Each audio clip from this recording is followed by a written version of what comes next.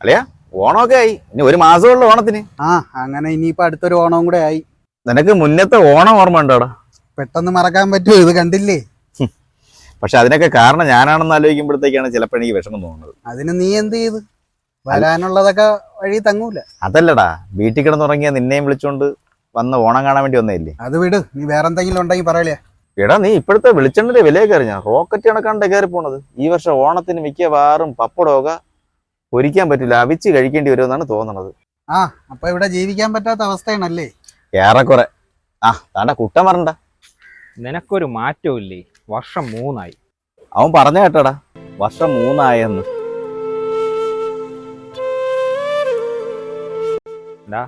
അവനാ പോയി. അവനെ ആലോചിച്ചുകൊണ്ട് നീ നിന്റെ ജീവിതം ഇല്ലാതാക്കി കളയരുത്. അതേ എനിക്ക് പറയാനുള്ളൂ. ഇതൊക്കെ ആരോട് പറയാനല്ലയാ? നിനക്കറിയില്ലേടാ, അവൻ പണ്ട് എങ്ങനെ തന്നെ പറഞ്ഞിട്ട് കാര്യമില്ല.